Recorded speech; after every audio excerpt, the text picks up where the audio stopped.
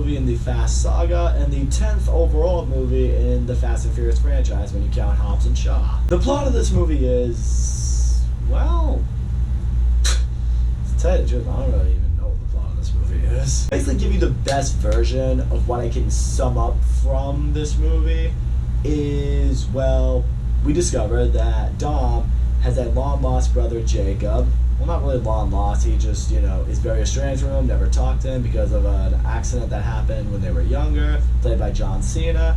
He's now basically trying to get a hold of this device that's basically going to allow control over, satellites and shit, which is very bad news for the world. And now Dom and the team have to get together, and because they're family, they gotta stop him, but, hopefully without, bringing them down, they would other villains, because this guy is Dom's brother. It's the best I can get out of that. I like this franchise. The first 4 Fast and Furious movies, I enjoy them, I liked them. They never really totally made me a big fan of this franchise, but I thought they were fun, enjoyable, really thought the cast worked together, and they were really just good street racing movies. Then we got Fast 5, and I believe it was 2011, and that movie was fucking awesome. Like, I loved that. They went a lot bigger. They made it more of a heist movie. They brought the entire team from the previous 4 movies together. I loved the chemistry between all of them. I loved seeing what they were trying to accomplish. It was awesome. It was great. And when I saw that, I was like, this is what you should be doing. You make the future Fast and Furious movies like this, because this is great. Then we got Fast and Furious 6 and Furious 7, which followed the similar element from Fast 5, and both of which I also thought were really good in their own way. Then when Paul Walker had tragically died, I thought, okay, that's going to be the end of this franchise. We're not going to do any more movies. But nope, they decided, no, we're going to keep it going. And then we got Fate of the Furious, which I thought was enjoyable, fun, a little too over the top at times, but still had a good time with it. Kind of same deal with Hobbs and Shaw. Now we've reached F9, and I can tell you guys right now I'm officially burnt out. This one lost me. I didn't like this movie at all. First of all, I'm not going to say this movie is completely terrible. First of all, the cast still works very well together. If there's one thing I will give this Fast and Furious franchise, until it does die, the cast always works well together. They look like they're having a good time. They don't look like they're burnt out from doing these movies. They look like they're having fun with them. In particular, I want to give props to Ludacris and Tyrese Gibson. I really, really love the chemistry that they in particular have. They're really funny together, they play off each other very well, and the scenes with them are typically always the best ones. But now I gotta get into everything else and just really break down for you guys why I did not like this movie. In the latest Fast and Furious movies, basically from Fast 5 onwards, but really you could make a case that throughout this franchise, you've had to suspend your disbelief. There are some crazy, wild, insane things that happen that would never happen in real life, but you roll with it because it's fun, and it's enjoyable, and it makes for some good action, some fun moments. But this movie just had way too much, to the point where I'm just like, okay, this is absurd. And there's that moment where you saw in the trailer where Dom literally takes the car off a bridge and somehow just miraculously swings all the way to the other side. I'm like, that's completely impossible. There's no way in hell that would ever work. There's one scene, they're gonna construct a car to go into space and basically hijack a satellite. And yeah, it works. I'm like, there's no way in hell this would ever work. I'm like, this is just absurd. I mean, yeah, I can get behind, them being able to, bring down a jet and stop a, droid ship thing or outrun a submarine on ice, but I'm sorry, going into space in a normal car and then hijacking a satellite, that's the line for me. I'm also going to bring this up right now. Han coming back. I'm sure a lot of fans were really excited about that, excited to see a fan favorite come back. I wasn't that on board with it, and I'm going to tell you why. It's nothing against Han, or the actor who plays him. I love Han. I think he's a great character. I thought he was awesome in this franchise. I thought he was good again in this movie. The issue of him coming back is, it kind of makes me feel like this franchise is too scared to really kill off a fan favorite. Yes, they killed off Gal Gadot, but, I mean, she was only in, 2 movies? You know, and she never like really stood out as much as the others did. So I was like, when she left, it's like, who cares, you know? Han had a way bigger role. He had his huge role in Tokyo Drift. He kind of became a fan favorite. Then when he got killed off, it's not like anyone was mad at the franchise. It worked for that story. But now that he's back, it kind of makes the story a bit, you know, wasted. Certainly with, you know, Shaw's storyline, it does a little bit. I mean, now that he's alive again, and, you know, Shaw's still out there, are those two going to reunite? It's just going to be like, oh, hey, what's up, man? I'm sorry I tried to kill you. Like, it just raised a lot of questions. It's like, where do they go from there with that? There are countless moments in this movie where people should have died. Like, main characters should have died. And nothing happens. They walk away completely unscratched.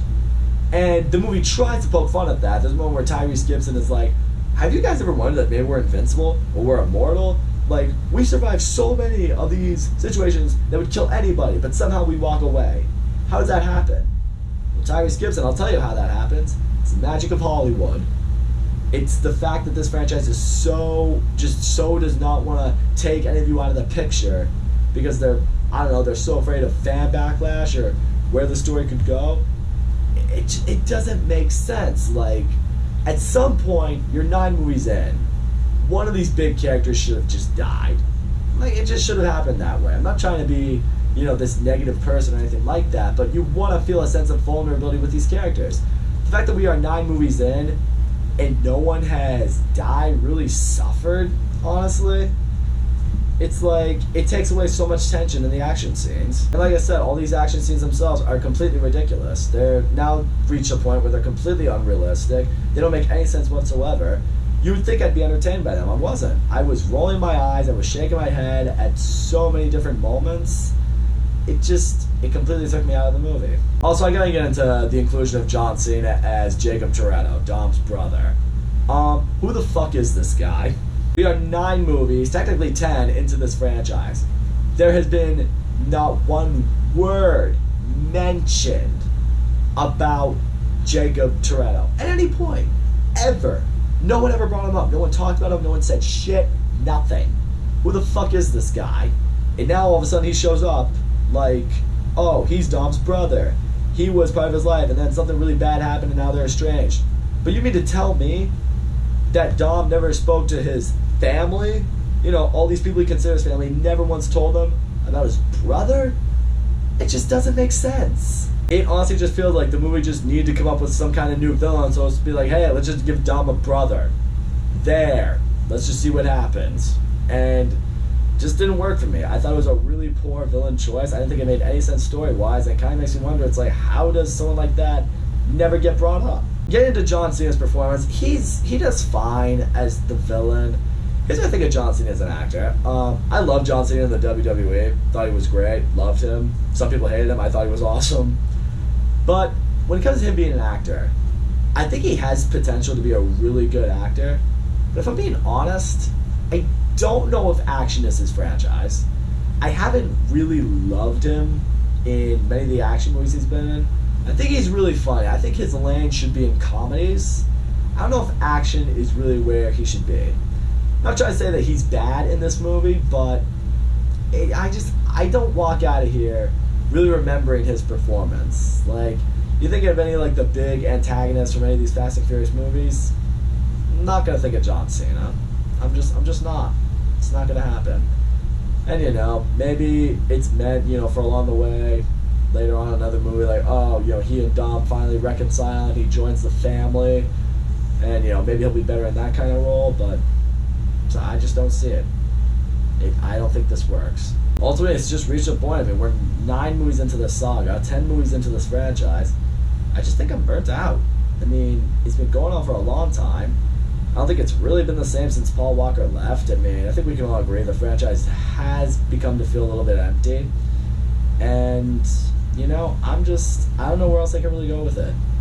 I mean, I know more movies are coming, but I have no confidence in them whatsoever. So all in all, F9 is without question my least favorite movie in the Fast and Furious franchise. I didn't like this movie at all. The plot of this movie makes absolutely no sense. I don't even really know what the plot of this movie was. The action in this movie is completely ridiculous to the point where I'm like, I can't get behind that at all. That's completely impossible. That's that's too much. I thought the inclusion of Jacob Toretto, I didn't get behind that at all. I didn't think he was the right villain choice. I think it's weird that Dom's had a brother this whole time we've never heard about. This is a franchise that's too afraid to take a really big risk or a really big swing and just try something that's kind of gamey that, you know, could make us feel a little bit more vulnerable about these characters and make the stakes a little bit more high tension.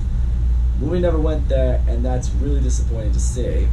In fact, the franchise, I don't think it's ever going to go there going forward. In the end, I actually recall my Fate of the Furious review, I think I said at some point down the line in that video, I was like, if this franchise wants to keep going for a couple more, I'd be cool with that. Well, we've now reached the point we've gotten a couple more since then, including this one. And now I can officially say I'm over it. Just hang it up, I'm over it. It's time to move on.